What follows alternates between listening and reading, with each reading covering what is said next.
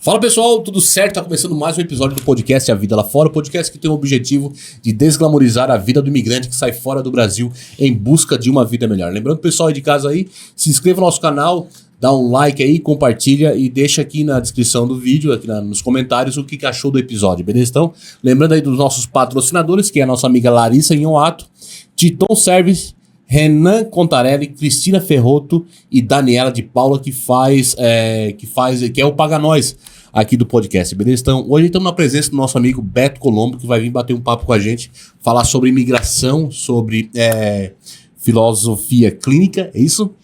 Isso. E muito mais. Beto, seja bem-vindo ao nosso podcast.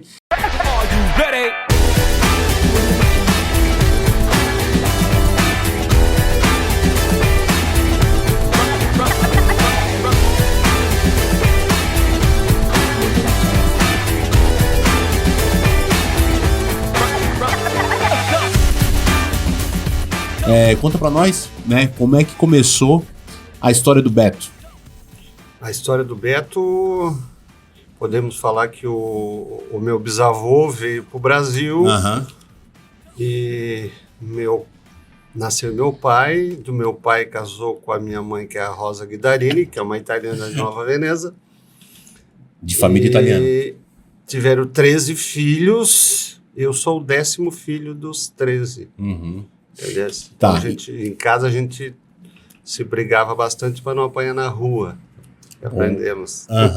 Ô Beto, mas assim, a família tradicional italiana, mas você não tem cidadania italiana. A gente estava conversando aqui no off, né? Eu não tenho.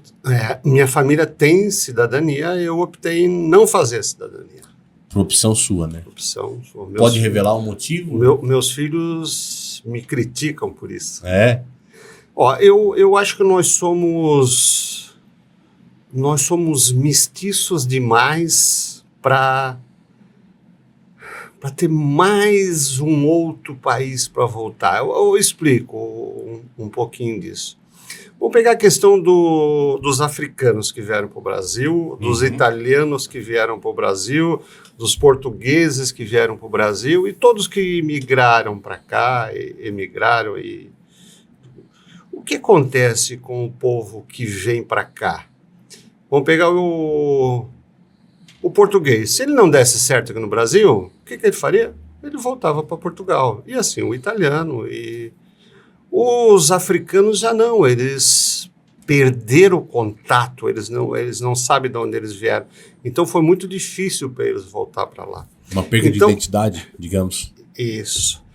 Então, quando nós estamos num país que nós soubemos que nós podemos fugir para outro, me parece que a gente acaba não criando uma identidade de um povo brasileiro. Embora o povo brasileiro é um povo mestiço. Nós achamos que por exemplo, nós tomamos banho todo dia. Da onde vem isso? Vem dos nossos amigos índios. Nós gostamos de comer feijoada, nós tomamos uma pinga, nós tomamos caipirinha, a música, o samba, o pagode, tudo isso são influências africanas na nossa vida, né?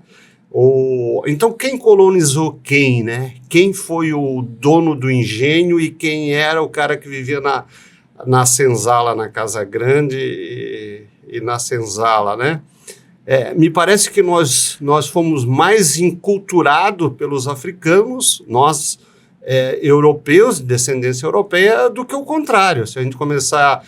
nós tivemos o Réveillon aí, nós estávamos todos de branco, da onde vem isso, né? Se não vem do candomblé, que vem da África. Então, quando nós podemos ter uma segunda identidade... Eu sou brasileiro, eu assumi que eu sou brasileiro, então isso me aquieta a alma. Então eu brigo para ir para fora com o meu passaporte português, brasileiro.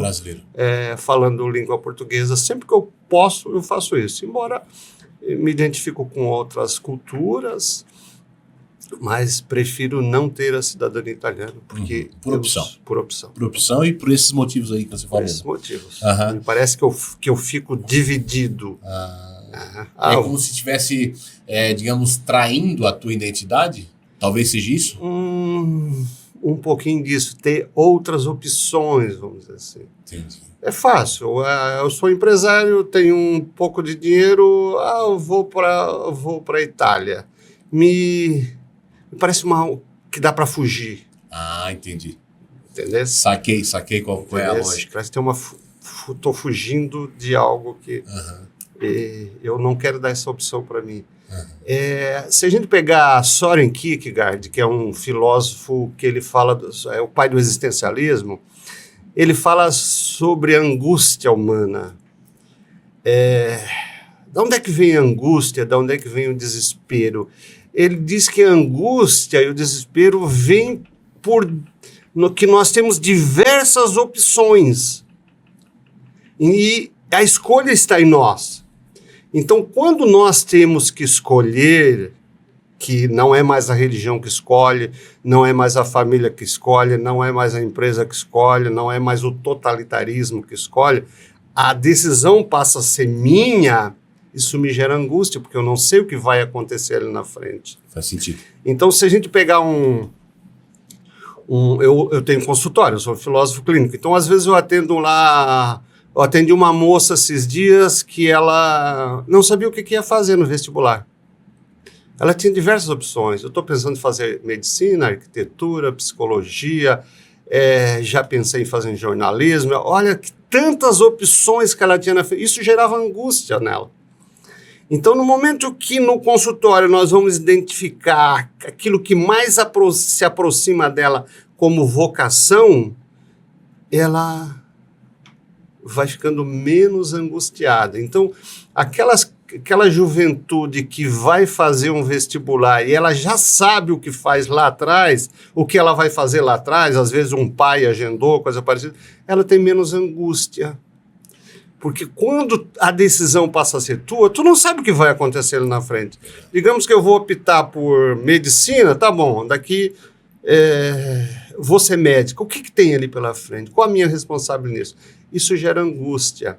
Então, se eu sou um brasileiro que eu tenho diversas opções, isso pode gerar angústia. Faz total sentido. Eu vejo isso porque tem muitas pessoas que vão para, por exemplo, tem pessoas que vão para a Itália, tiram a cidadania italiana, muitas delas não ficam na Itália, elas querem conseguir a facilitação de ter um visto americano, né, de não precisar de visto americano para ir para os Estados Unidos, ou então morar legalmente e trabalhar nos mais de 20 países ali da Europa, entendeu? Querendo ou não, isso aí é um leque de escolhas, né, que acaba deixando a pessoa, às vezes, sem rumo. Com angústia. E com angústia, entendeu? É o que Kierkegaard fala. Entendeu? Faz total sentido.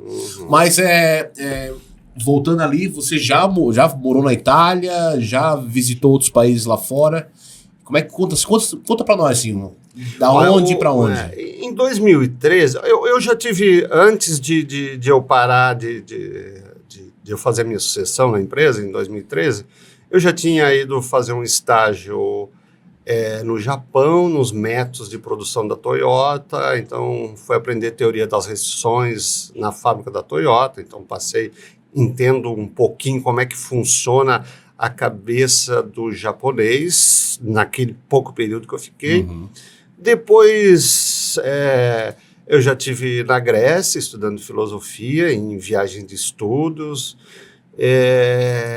Eu estive nos Estados Unidos, morando na Califórnia, em São Francisco. Fui tentar fazer uma tese de formação em filosofia, de conclusão de curso. Eu queria descobrir se São Francisco, que atrai bastante pessoas, eles chamam de homeless, os sem-tetos, que eles chamam para perto deles, e existe muitos estudos lá daquelas empresas do Vale do Silício. Eu queria entender se aquelas empresas do Vale do Silício pesquisavam essa loucura, entre aspas, desses homeless, que tinha a ver com a criatividade, com inovação ou coisa parecida. Então, eu fiquei 3 meses lá pesquisando esses indivíduos, tentando entrevistar. E nisso tudo também estava aperfeiçoando um pouquinho a língua inglesa lá. Não cheguei a conclusão nenhuma. Não chegou a uma conclusão porque... Porque não consegui ver relação nenhuma com isso mesmo. Não. Entendi. Então morei esse tempo lá. Eu fui bastante vezes para os Estados Unidos. Depois que eu voltei lá dos Estados Unidos em 2013, a gente foi em 2015...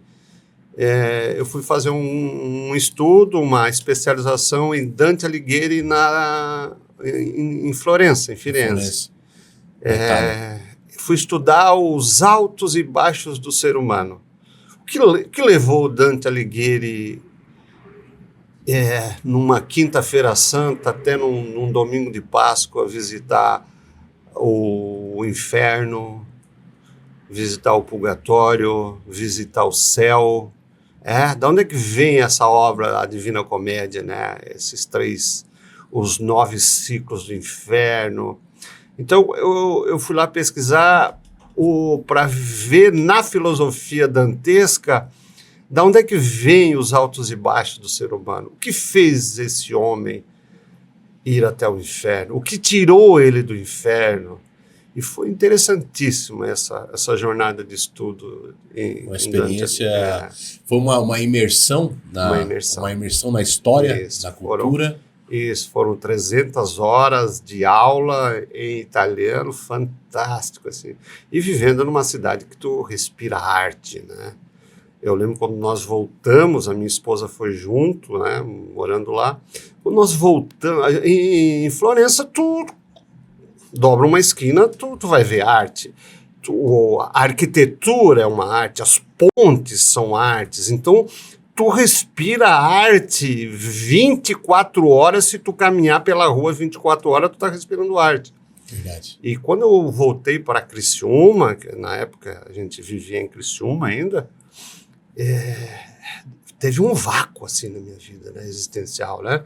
Porque a gente morava em frente à Praça do Congresso e fomos para a Praça Nereu Ramos, e tu começa a observar onde é que tem arte, né, de rua, e não tem, né? Totalmente escassa, né? Isto, então eu consigo entender o que Nietzsche diz que nós devemos... nós temos a arte para a gente não morrer da verdade, não morrer de tédio, não... Então, Nietzsche diz que a arte é uma fuga para nós, para a gente fugir desse mundo racional que nós vivemos, de comportamento e função, de causa e efeito. A arte não tem isso. Por isso que ela é uma fuga. E eu tive assim quase que um desespero, né, em mim mesmo, assim, meu Deus, o que é isso? E a minha esposa também. Aí nós chegamos a uma conclusão que foi por falta de... que teve um vácuo muito grande assim nisso. E a gente corrigiu isso pela literatura, pela escrita. Você acha que a expansão de mente, vivendo fora do país, né, como você acabou de falar, né, chega aqui, volta para Criciúma e não enxerga aquilo que se enxerga lá fora, né? Tu acha que essa expansão de mente, ela acontece por quê? Tu chega lá, encontra tudo isso e volta pro teu lugar de origem e não encontra. Por que esse vácuo? A primeira vez que eu fui para a Itália eu acho que foi que eu fui, com um tempo, fui numa feira, né? Uma feira de plástico, chama Milão Plástico. Fiquei um tempo lá e a gente almoçava numa tratoria que tinha próximo ao local onde ficou naqueles 3 semanas lá. E quando eu voltei, eu disse, poxa, isso não tem no Brasil, fazer a própria massa, os molhos. E a gente tinha uma casa no Rio Mani e a gente colocou uma tratoria lá chamada Piacevole. Piacevole. E fez um certo sucesso. Né? Eu tive que acabar vendendo porque não dava para tocar arranjo, química e a tratoria. Mas eu quis trazer um pouquinho da Itália para cá, né? Num bairro bem italiano de Criciúma. Então, se expande a mente indo para lá. Por exemplo, quando eu fui morar na Califórnia, um espetáculo a Califórnia, a abertura. Quando nós chegamos em São Francisco, tinha uma passeata de gente nua. Que delícia. Impactante isso, né? Os caras de bicicleta, nu, caminhadas, assim, uau! Né? Que loucura. E é uma loucura mesmo, né? Então, daqui a pouquinho, tu vai ficando lá 1 mês, 2 meses, 3 meses, tu acha aquilo normal. Entendeu? Normal, aqueles cantores de rua, ninguém questiona nada, ninguém questiona ninguém, questão do homossexualismo, os preconceitos, é um local muito libertador, São Francisco, né? E se tu te transportar de lá para cá e achar que dá para fazer isso aqui, nós podemos ter um impacto muito grande, um choque de cultura. Uhum. Mas sim, quando tu vai para lá, eu acho, né, para mim, que a melhor universidade é viajar. Viajar. Então, se você conseguir fazer viagens, conhecer culturas diferentes, a mente expande, desde que tu viaja sem oferecer julgamento, sem levar teus preconceitos, sem levar tuas verdades prontas. Então, se tu ir para essas culturas e tentar se diluir naquele ambiente onde tu estás, né? Faz sim, total tu vai sentido. A gente já recebeu mais de 100 convidados nos nossos episódios contando a história do imigrante lá fora. Né? E um dos conselhos que a gente sempre dá é que a pessoa que tem essa vontade de morar fora do país, que ela chegue lá com a mente aberta, entendeu? Que chegue lá com a mala vazia. A gente fala às vezes, chegue lá com a mala vazia e se liberte de todos esses preconceitos, de achar que sabe tudo, de achar que o serviço do outro é um subemprego, sabe? Porque chegando lá, tu vai ter que fazer, às vezes, aquele, entre aspas, subemprego que tu não faria no Brasil, tu vai ter que fazer, sabe? Então, faz total sentido o que você falou agora, né? Ir para outro lugar justamente com a mente aberta e para aprender o novo, sem julgamento nenhum, sem discriminação nenhuma, né? E que bom que não somos juízes, né? Então não Isso. precisamos julgar ninguém, não precisamos oferecer julgamento. Uhum. E outra coisa assim, interessantíssima, tá? Para aqueles que forem morar nessas civilizações mais antigas, como as europeias, querer vir para cá e achar que quem está aqui vai entender porque tu morou lá, é outra angústia que dá. Uhum. E como fazer o caminho de Santiago, né? O pessoal não ficou 30 dias caminhando 30 quilômetros por dia com uma mochila nas costas. Tu chegar aqui, tu achar que tu começa a contar a tua história, as pessoas vão entender, não vão entender, porque elas não vivenciaram isso. E quando tu vai morar num país que tu vivencia, como eu falei lá em Florença, tu caminhando pelas ruas, tu sentindo aquele clima, aquelas pessoas que estão ali por causa da arte, vendo aquilo tudo, se espantando com aquilo, se admirando com aquilo, e tu chegar e dizer, olha, gente, lá é assim, assim, assim. Dificilmente as pessoas vão entender. As pessoas não vão ter noção. Então, a viagem é para ser sentida. Né? Imigrar é para se sentir, não é para contar para os outros, porque eles não vão entender. É diferente, não vivenciaram. Beto, assim, o que tu acha, o que você acha que leva a pessoa a imigrar? Assim, eu não digo nem de país. Falando de país seria algo meio raso. Mas o que tu acha que a pessoa ela tem que dar um salto? Uma mudança de carreira, um relacionamento tóxico, ou então realmente uma mudança de país? Né? Falando sobre filosofia, a que ponto que a pessoa chega que ela tem a total ciência de dizer assim, não, eu tenho que fazer isso para mudar a minha realidade? Cara, eu acredito que nós somos seres nômades. Nós somos viajantes por natureza. Nós nascemos para migrar de um lugar para outro. Então, se nós ficarmos parados na nossa residência, do dia que nascemos até o dia até o último dia, dificilmente nós não vamos ter depressão, não vamos ter tristeza, melancolia, porque o movimento, nós somos seres em movimento, somos como a água sobre um rio que corre. Se nós não estivermos em movimento, nós apodrecemos, nós paramos, e o máximo que nós vamos virar é uma lagoa parada. E estamos ali com todos os intempéries que vier daquela região. Agora, nós podemos fugir disso tudo pelo movimento, pela caminhada. Então, nós acharmos que eu sou brasileiro, eu tenho uma divisa aqui no Uruguai, eu tenho uma divisa aqui do outro lado, na Bolívia. Não existe essas divisas, né? Quando um furacão resolve jogar as suas cinzas lá no Chile, as cinzas aparecem aqui em Porto Alegre. Não existe essa divisa. Essa divisa é física porque o homem criou, mas nós não devemos ter essas divisas na nossa existência, que isso pode sim causar angústias. Então, respondendo a tua pergunta, nós migramos e nós imigramos, nós somos migrantes e imigrantes, porque nós somos nômades.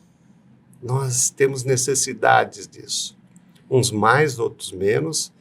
E às vezes nós só paramos quando nós estamos perto de imigrar para um outro mundo, para uma nova existência, para a morte.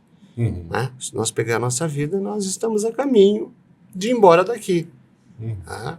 Não sei no que vamos nos transformar. E muita gente, isso gera angústia porque elas sabem que vão morrer. E Kierkegaard, voltando a Kierkegaard, ele diz o seguinte, que para nós resolver esse problema de angústia, nós temos que dar um salto na fé, em acreditar que o que tem ali para nós é melhor. Ele faz esse salto, ele se joga na fé, no cristianismo, tal, porque era teólogo, filósofo. Mas existem diversas outras formas, né? O próprio Nietzsche dá saída pela arte, pela literatura, né? Se a gente pegar a tragédia grega era um preparo para a nossa morte, mostrando como é que nós podemos nos preparar para ir embora. Então, filosoficamente falando, nós temos necessidade de mudar. Legal tocar nesse assunto aí, pois eu conheço um pouco da tua história, né? Um empresário de sucesso na região de Criciúma. E como é que veio essa transição de largar, entre aspas, a empresa e fazer essa transição para ser um peregrino, né? E trabalhar com a filosofia clínica? É a questão de não ficar parado. Eu sabia naquele momento que não era uma vocação minha mais ser empresário. Eu estava empresário, eu não era empresário. Então eu queria estar fazendo outra coisa, a questão do ser e do estar. Então o que eu sou hoje? Hoje eu sou um filósofo e eu estou terapeuta, né? Filósofo clínico. Isso não quer dizer que vai ser para sempre. De novo, olha o movimento da vida. Faz sentido. Eu acho que na nossa vida tem alguns ciclos que vão se fechando porque está se abrindo um outro ciclo ali. Então eu sabia que se eu não abandonasse aquela cadeira de CEO da empresa, de presidente da Anjo, a Anjo poderia morrer comigo. Precisava de sangue novo, de gente nova. E eu senti que eu estava atrapalhando o crescimento da empresa. Atrapalhando. Mais do que ajudando, entre aspas. Então, o que eu fiz foi o quê? Eu olhei lá para trás na minha história de vida, aquilo que mais me aproximava de mim, lá com 16, 17 anos, e eu comecei a perceber que eu sempre gostei de gente, de cuidar de gente. E talvez seja por isso o sucesso da empresa, porque a gente nunca foi buscar figurões fora, sempre foram pessoas que foram treinadas e capacitadas dentro da empresa. Como nós pagávamos universidade, as pessoas depois tinha uma gratidão, ficavam por aí. Então, todo aquele pessoal que se criou dentro da empresa, que tocam a empresa hoje, de uma forma ou de outra, elas foram formadas dentro de uma cultura, de uma organização como a Anjo, e estão tocando a empresa. Só que a minha velocidade já não era mais a mesma velocidade que eu tinha lá com 22, quando eu coloquei a empresa. Eu fiquei 27 anos na frente da empresa. Na frente da empresa. E com 20 anos eu já sabia que eu devia sair da frente da empresa. Então eu fiquei 7 anos ali numa angústia, porque eu não sabia o que fazia. Se eu vendia a empresa ou se eu continuasse com a empresa. E aí, no momento que um dos filhos disse que o maior sonho dele era tocar a empresa, eu disse, olha, então é o seguinte, tu vai te preparar. Ele foi para fora, fez mestrado nos Estados Unidos, e eu fiquei guardando lugar. Enquanto isso, o mais novo, que era bem mais novo, né, também estava fazendo, começou a fazer faculdade e começou a fazer trainee dentro da organização. E daqui a pouquinho os dois estavam prontos, um para ser CEO e o outro já para assumir uma liderança dentro da empresa. Legal. Então a gente fez uma cogestão quando ele voltou, e desse momento, com 44 anos até os 50 anos, foi um momento de preparação de uma nova liderança para fazer a empresa continuar crescendo. Tipo assim, quanto tempo na frente da empresa? 20 anos? 27 anos, né? 27 anos. Eu acho que talvez foi o que a gente estava conversando lá atrás, né? Foi perca de identidade? Ou tipo assim, ou tu já sentiu que tinha dado tudo aquilo que a empresa necessitava para ela caminhar com as próprias pernas e ter uma sucessão de pessoas aptas a gerir a empresa? Então, quando a gente fala em administração de empresa, em questão de gestão, nós temos que ver o que é estratégico e o que é operacional, o que é tático. Tudo que era operacional, tudo que era tático, explico. Por exemplo, a Anjo Química hoje ela fabrica tintas automotiva, imobiliária e tinta de impressão. Nós vamos entrar em tintas industriais. Então, vamos montar um novo plano de negócio, uma nova fábrica para tintas industriais. Isso é estratégico.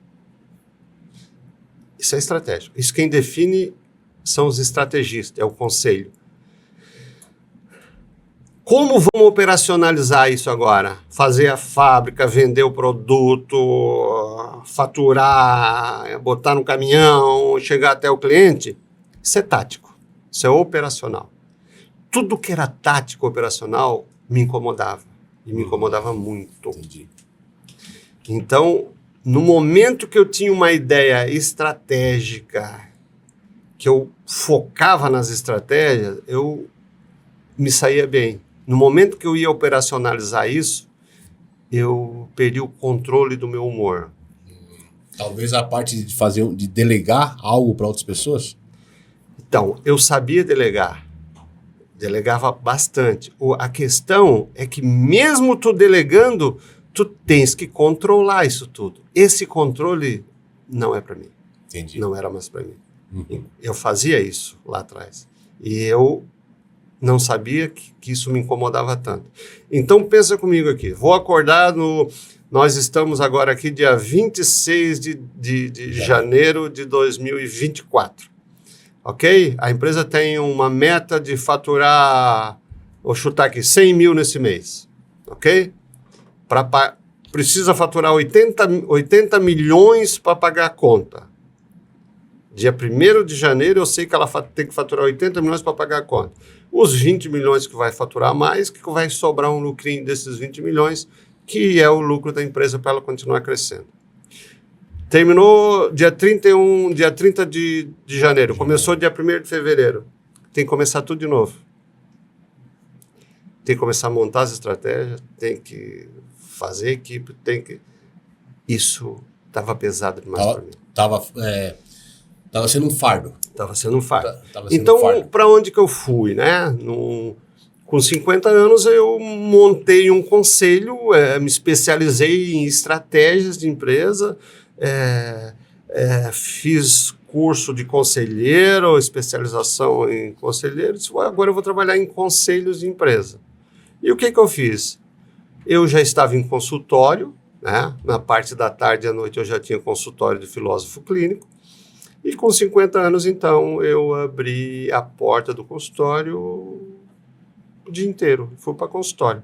Já tinha bastante procura, e fui para consultório com 50 anos de idade full time. Já estava desde os 44 já em consultório, né? Menos tempo. E fui para consultório e para conselhos de empresa.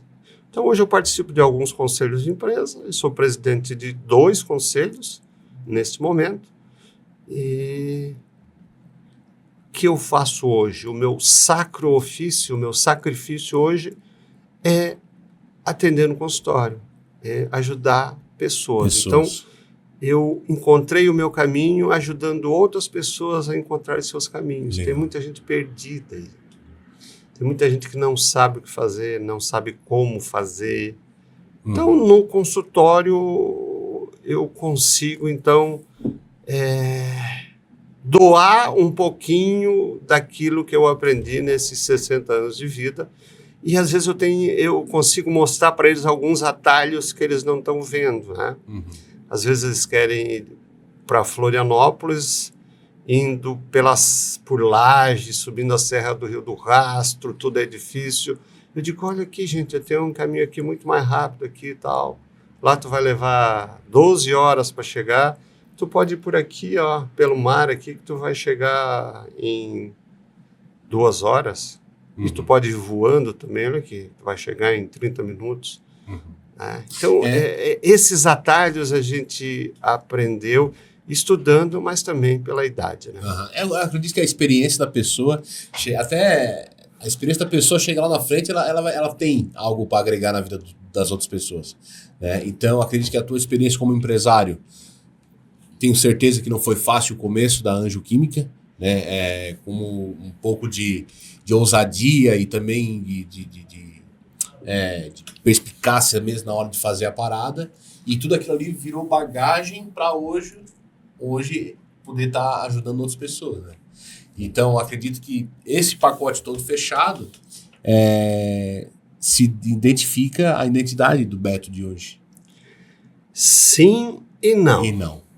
Porque se eu continuasse na frente da empresa, eu não teria tempo e vontade para me atualizar. Então, hoje, eu sou uma pessoa que estudo muito. Entendi. Estratégias, e eu me mantenho sempre atualizado. Principalmente, vou dar só um exemplo para ti.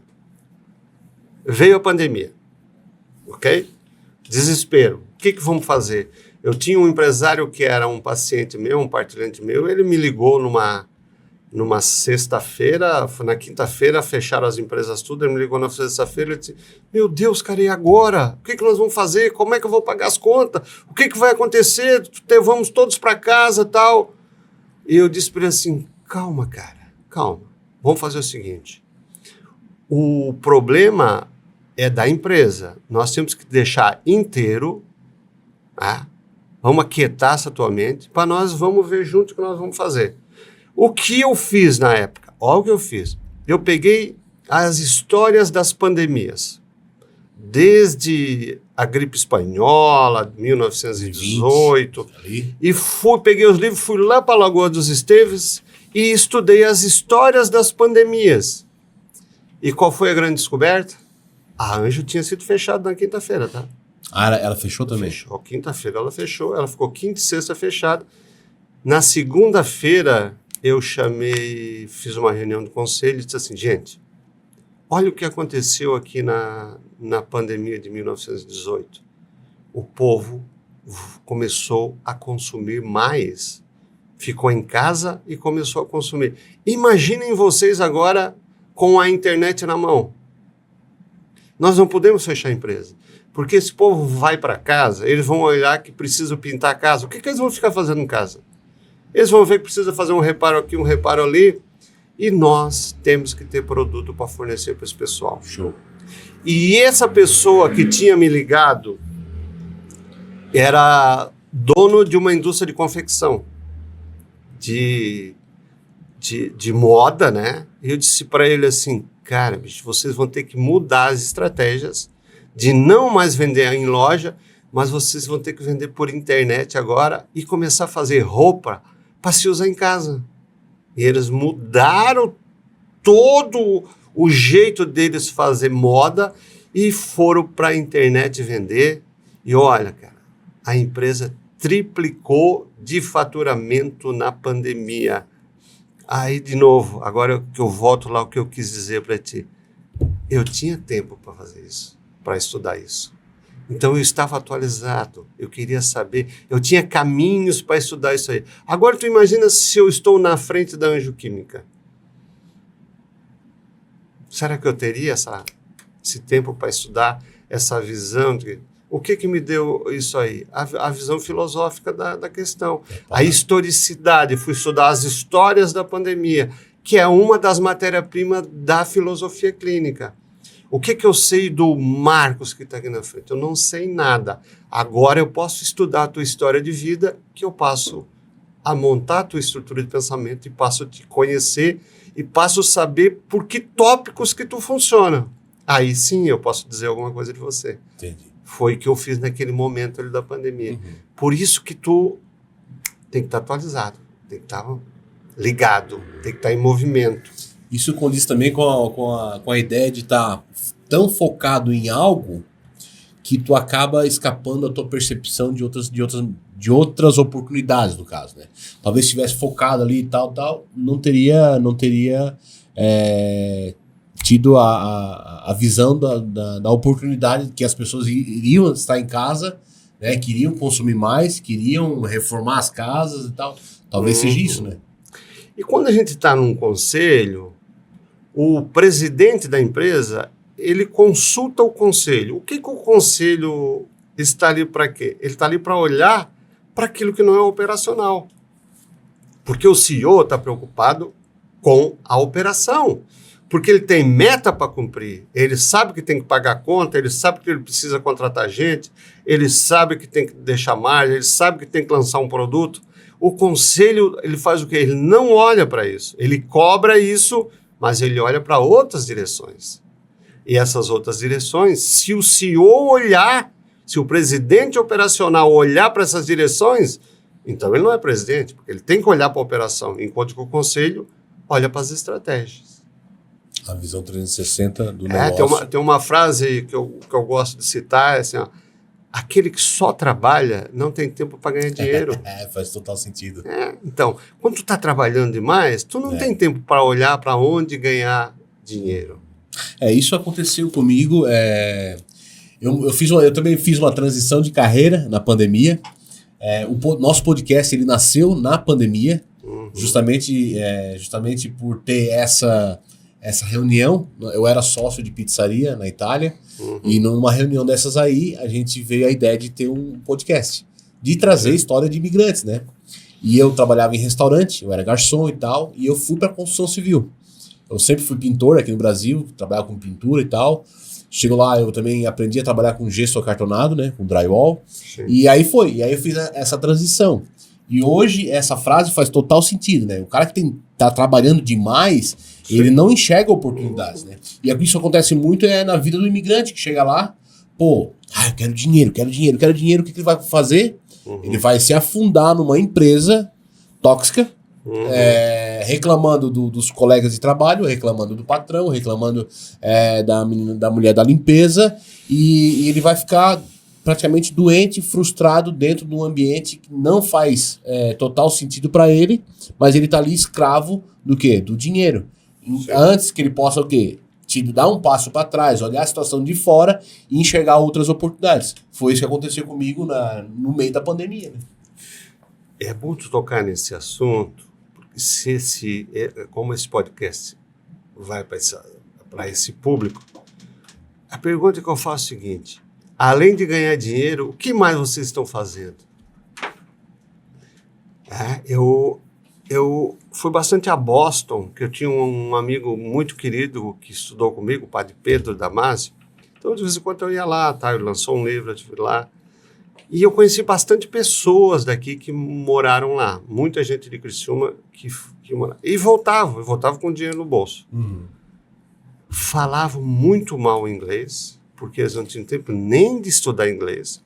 Eles não cursaram nada, eles não se atualizaram nada. E o que eles sabiam fazer mesmo? Eles trabalhavam, às vezes, construção civil, de encanador, outros trabalhavam de pintor, muita gente na limpeza. Aí vinham para o Brasil, chegava aqui no Brasil, e agora? Que massa. Queriam entrar no mercado de trabalho. Mas que trabalho? Se ele não se especializou em nada. O que eu ia fazer aqui? Tinham que fazer aquilo que eles ficaram 10, 15 anos fazendo lá, só que tinham um dinheirinho no bolso. Aí chegava aqui com dinheirinho no bolso, vou botar uma pizzaria, mas não sabiam nada de administração, porque eles não estudaram lá. Entendeu? E aí eles vêm aqui, às vezes ficavam aqui 1 ano, 2 anos, 3 anos, quebravam a empresa, voltavam para lá, e assim, daqui a pouquinho está com 60, 70 anos, e a vida passou a ser o quê?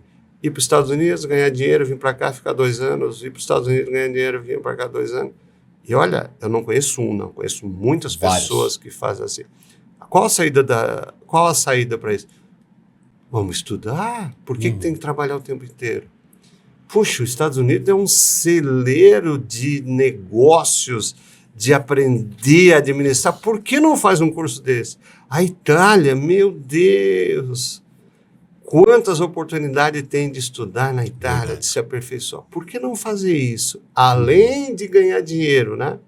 Agora, se você foi para a Itália, para voltar para a Itália, para morar na Itália, se enculturar de novo na Itália, é outra história. Mas muitas pessoas vão para lá para depois voltar para o Brasil. Aí voltam desatualizados. E tem outro lance também, Beto, que já aconteceu comigo, pessoas que eu conheço, que é o seguinte, elas chegam lá, vão para esses serviços tóxicos, né? Ambiente tóxico, reclamam no serviço, reclamam de tudo, moram 10, 15, 20 anos, não aprendem nem a falar a língua direito, entendeu? E voltam pro Brasil falando o quê? O quê? A Itália é uma merda. A Itália não é lugar para se viver. Mas elas esquecem de ter uma visão de 360 de olhar para oportunidades. Que é do quê? Se especializar na língua, principalmente, tipo assim, de começo. Fala bem a língua, se ter uma imersão na cultura, né, do país, conhecer costumes, conhecer história. Tipo ali, Verona, que é ali na região onde eu moro. Aquela ali é a história a céu aberto. Sim. E muitas pessoas não. Elas saem, vão pra lá, ficam 10, 15, 20 anos, voltam pro Brasil, sabe? Falando mal do lugar onde elas moraram por esse tempo todo, entendeu? Então, quer dizer, é a pessoa, não é o lugar, né? Acredite. Sim. Em filosofia tem uma história bem conhecida, né, do Platão, que ele fala da alegoria da caverna, que as pessoas estão presas nesse mundo sensorial, ou seja, estão acorrentadas olhando para uma sombra e achando que aquele mundo é real. E aí um deles, né, se liberta desse mundo e vai em direção à luz, e chega lá, ele começa a ver o outro mundo. Num primeiro momento fica meio cego até, porque a luz o cegou e tal. Depois ele começa a acostumar com a luz tal, e aí ele faz a pergunta, diz, meu Deus, com esse mundo todo de possibilidade, os meus amigos estão lá embaixo acorrentados. E eu preciso voltar.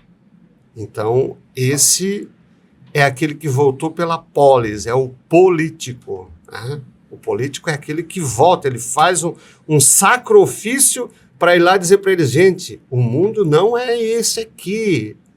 Isso aqui são correntes, estão enganando vocês. Essas luzes aqui é de uma fogueira que está aqui atrás, eu passei lá, eu vi.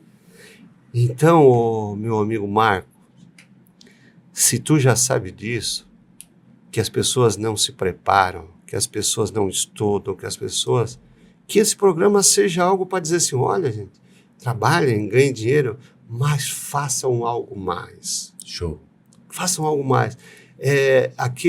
Pegando um pouquinho de Bíblia, né, que eu venho da teologia também, a minha primeira formação em teologia, diz que um jovem rico chegou para Jesus e disse assim, mestre, o que eu devo fazer para herdar o reino de Deus? E o mestre Jesus disse, ora, vende parte dos teus bens e me segue, vem comigo. Aí o mestre disse, mas eu tenho que vender as coisas e tal. Aí ele pegou e voltou, não quis ir. Preferiu ficar naquela cidade lá e tal. O que Jesus quis dizer com isso? Faça algo mais. Porque ele pergunta assim, Jesus disse para ele, né, ora, você cumpre os mandamentos de Moisés? Claro, eu cumpro todos os mandamentos. Você vai no templo, você vai na sinagoga? Vou, isso tudo eu faço. Aí ele disse, então faz o seguinte, faça isso e vende parte dos teus bens, dá para os pobres e me segue. Aprende algo mais aqui. Jesus está dizendo, faça algo mais.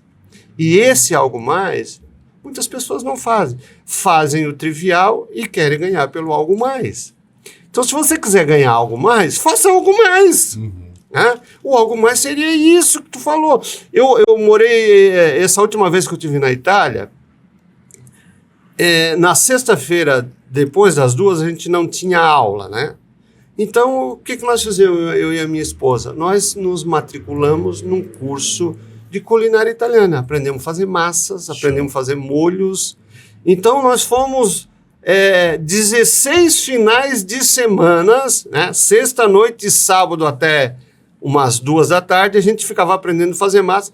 E todos os dias a gente fazia esses molhos e depois a gente confraternizava com todos os alunos. Foi um curso fantástico. Show. Aprender a cozinhar, aprender a fazer massas. Cara, eu faço um molho vermelho hoje espetacular graças a esse curso que eu fiz lá em Firenze e que a gente fez para se divertir. Ou seja, fizemos algo mais. Muito interessante isso. E outra coisa que a gente fez mais lá, nós contratamos uma professora, que era uma guia turística, para nos dar aula toda semana, 2 horas por dia. A gente andava pela cidade e ela ficava falando das artes da cidade. Isso em Firenze? Em Firenze. Então nós aprendemos, e ela conseguia abrir aquelas galerias, aquela igreja, a gente conseguia entrar sem passar pelos turistas, porque nós éramos estudantes dela. Legal. Então, puxa, aprendemos sobre arte pra caramba. Esse é o algo mais que eu quero dizer. Faça algo mais. Show. Tu imagina se alguém faça um curso desse lá de guia turismo, aí vem os amigos do Brasil lá, não, eu tenho esse curso de guia aqui, posso ajudar vocês nisso.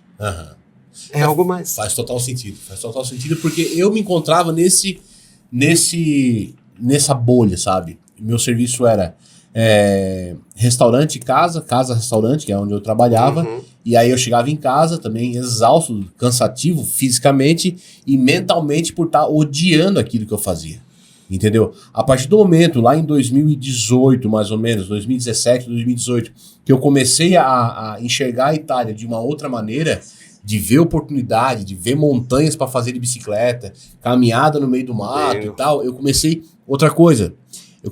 a me envolver com outras pessoas. As pessoas que também estavam pensando diferente das pessoas que eu estava acostumado a conviver. E aí eu mudei um pouco dessa minha realidade também. E eu acho que, tipo assim, faz total sentido o que foi falado até agora, mas a filosofia clínica, ela trata, então, o indivíduo, as dores do indivíduo, para chegar num resultado positivo de busca por identidade, seria isso? Se a pessoa está buscando a identidade dela, pode ser. Filosofia clínica, ela trabalha, digamos que tu venha a um consultório do filósofo clínico, eu vou perguntar o que te traz aqui. Aí tu diz assim, olha, eu sei lá, eu queria me conhecer melhor, vamos dizer assim, eu tenho muitos altos e baixos, tem hora que eu tô feliz, tem hora que eu tô triste, tem hora que me dá uma ansiedade, tem hora que me dá...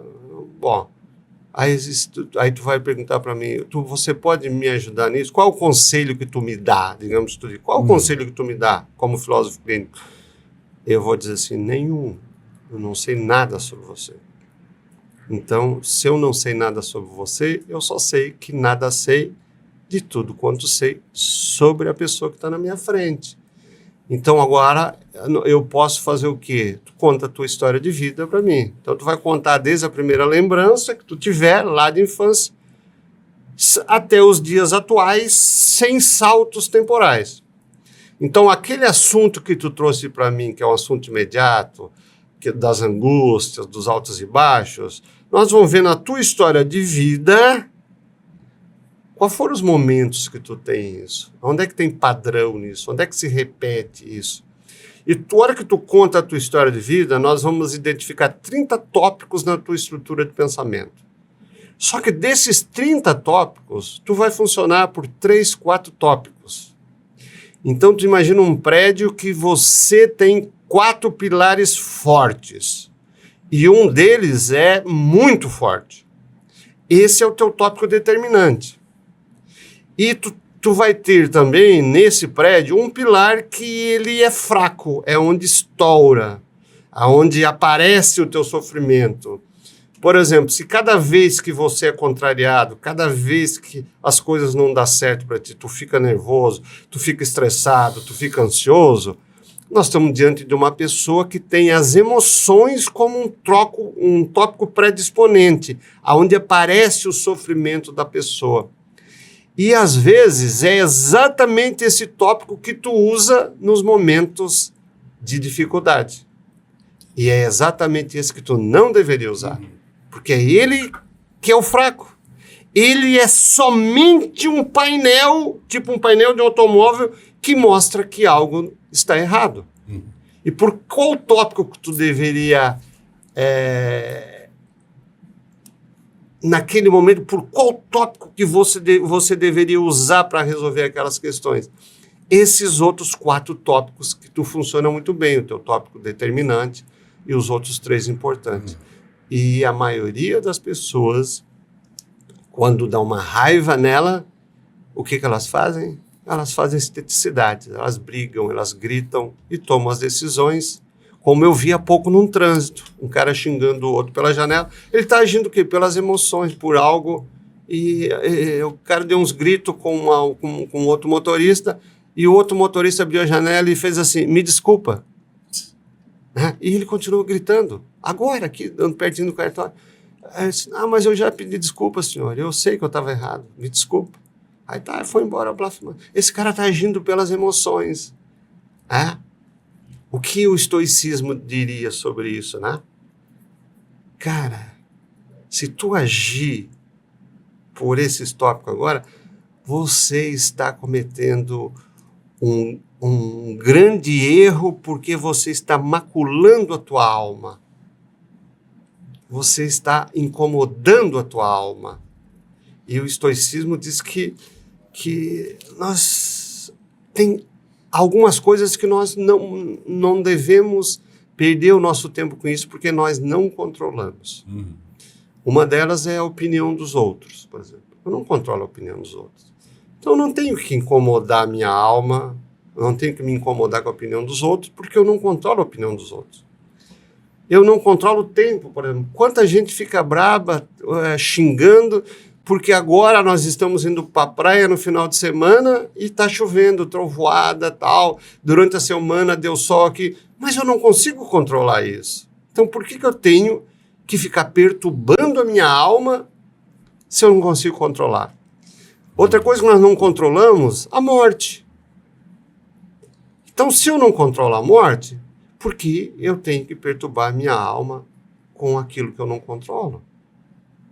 Então, com o que nós devemos nos preocupar? Com aquilo que está sob o nosso controle. Eu não controlo a opinião do outro, mas eu controlo a minha. Eu posso controlar o meu humor, eu posso controlar meus impulsos. Então, se eu controlar meus impulsos emocionais, eu não estou perturbando a minha alma. Total sentido. Beto, dê uma olhada nas tuas redes sociais. Tem um projeto em andamento aí para esse ano de gravar algo na Europa. Você está falando de um filme? Um filme, esse mesmo. Então nós estávamos comentando aí com o padre. Quem é teu compadre? Felipe. O Felipe Bressan? É ele, meu compadre. Teu compadre? Que bom. É verídico? É verídico, né, compadre? É verídico. Não tô jogando uma fake news aqui, né? Não ia te botar nessa roubada.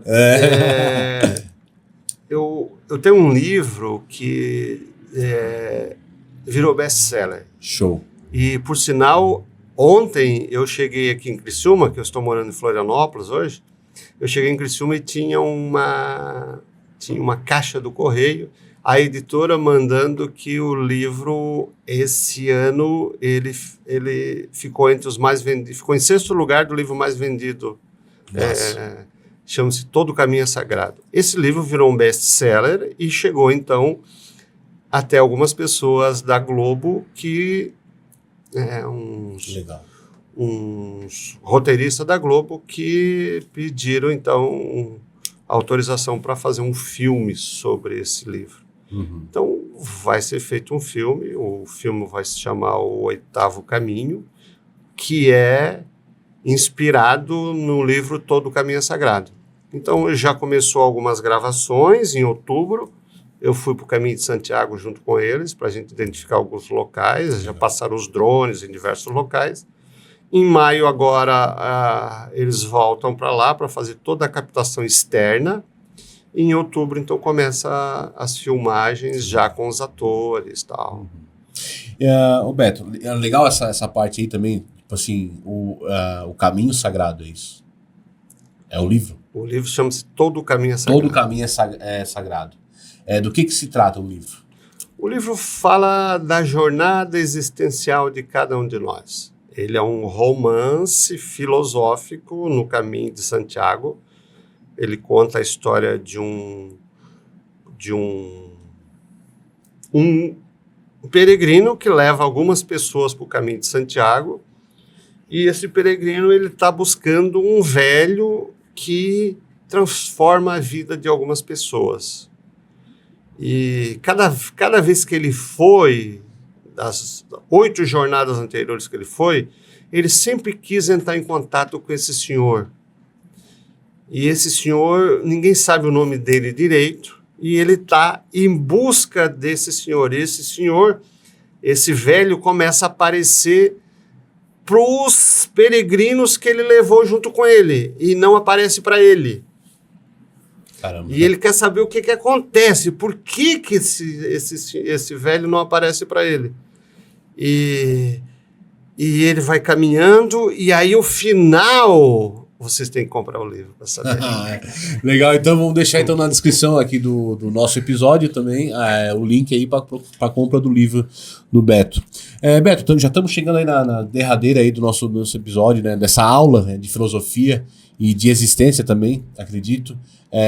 Deixa um conselho pro pessoal de casa que queiram imigrar para outro país ou mudar de vida de uma forma ou de outra. É aqui nessa câmera? Nessa aqui. Nessa aqui. Se você está pensando em ir para outro país para ganhar dinheiro, legal. A tua busca é financeira. Mas é só uma das buscas. Se você quiser ir para outro país em busca de grana, aqui também tem oportunidade de grana. Mas quando você viaja, lembra que é uma universidade viajar. Então não te prenda aquele mundinho pequenininho do trabalho, de fazer ir para casa, ir para casa. Não, se você vai para a Europa, vai para a Itália, você está aberto a 25 países ao redor. Viaje, aproveite os finais de semana e te especialize em alguma coisa, te aprofunde em alguma coisa, seja bom em algo, e se tu quiser voltar para o Brasil um dia, tem que ser bom pra caramba naquilo para trazer para cá. Não adianta ir para ali com uma profissão qualquer e achar que vai vir para cá e que vai arrombar porque morou na Itália ou porque morou nos Estados Unidos. Faça algo mais. Papo curto e grosso, né? Show de bola. Beto, obrigado pela disponibilidade, pelo bate-papo, pela conversa. Tenho certeza que esse episódio, a nossa conversa vai estar inspirando, vai estar impactando positivamente a vida de outras pessoas, que esse é um dos nossos objetivos aqui do podcast A Vida Lá Fora. Beleza? Beleza. Mais alguma coisa que não... Muito obrigado. Mais alguma coisa? Você é uma simpatia. Leva essa simpatia dos brasileiros lá para fora, para os italianos também, para esse mundo todo. Valeu. E a vida é isso. Mais alguma coisa que queria acrescentar? Cada um tem... Eu acredito, né, que cada um de nós tem uma jornada, cada um de nós tem seu caminho. Eu encontrei meu caminho ajudando outras pessoas a encontrarem seus caminhos. Então, identifique bem qual é o seu caminho e te põe em movimento. No momento que tu te colocar em movimento, o caminho vai te achar. E aí tu vai te encontrar, porque tu vai estar no teu caminho e não no caminho de alguém que te colocou nesse caminho. Um abraço afetuoso, estamos juntos. Show de bola. Gente, esse aí foi mais um episódio do podcast A Vida Lá Fora. Forte abraço, beijão no coração, até o próximo. Valeu! Show! Boa.